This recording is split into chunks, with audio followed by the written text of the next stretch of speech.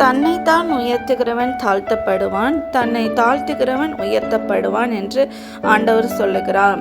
2 பேர் ஆலயத்துக்கு ஜெபிக்க போனார்கள். ஒருவன் இப்படியாக ஜெபித்தான்: தேவனே, நான் பரிகாரர், அநியாயக்காரர், விபச்சாரக்காரர் ஆகிய மற்ற மனுஷரைப் போலவும் கூட வந்திருக்கிற இன்னொரு மனுஷரைப் போலவும் இல்லாததினால் உம்மை சோத்தரிக்கிறேன். வாரத்தில் 2 தரம் உபவாசிக்கிறேன், என் சம்பாத்தியமெல்லாம் தசம பாகமாக செலுத்துகிறேன் என்று தனக்குள்ளே ஜெபம் பண்ணினான். ஆனால் இன்னொரு மனிதனோ தூரத்திலே நின்று தன் கண்களை வானத்துக்கு ஏறெடுக்க துணியாமல் தன் மார்பிலை அடித்து கொண்டு, தேவனே, பாவியாகி என்மேல் கிருபையா இரும் என்றான். அவன் அல்ல, இவனே நீதிமானாக்கப்பட்டவனாய் தன் வீட்டிற்கு திரும்பி போனான் என்று ஆண்டவர் சொல்லுகிறார். இன்றைக்கு நாம் எப்படி காணப்படுகிறோம் சகோதர சகோதரிகளே? பெருமைக்கு இடம் கொடுக்கிறோமா? அது ஜாதி பெருமையாக இருக்கலாம், அந்தஸ்து பெருமை, அழகு பெருமையாக இருக்கலாம், படிப்பு பெருமையாக இருக்கலாம், தொழில் பெருமையாக இருக்கலாம்.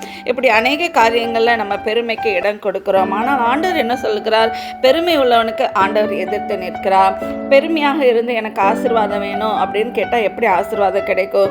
ஒருவேளை பெருமை என்பது எனக்கு ஒரு பாவம் என்று தெரியாது என்ற நிலவரத்தில் நீங்கள் காணப்பட்டால் இன்றைக்கு ஆண்டவரிடம் உங்களை ஒப்புக்கொடுங்கள். ஆண்டவரே, இந்த மாதிரி பெருமையான காரியங்களுக்கு நான் இந்த மாதிரி காரியங்களுக்கு செய்திருக்கிறேன், நான் மன்னிங்க அப்படின்னு நீங்கள் சொல்லும் பொழுது ஆண்டவரை உங்களை மன்னிக்க ஆயத்தமாக இருக்கிறார். நீங்கள் மன்னிப்பு கேட்குறீங்களா?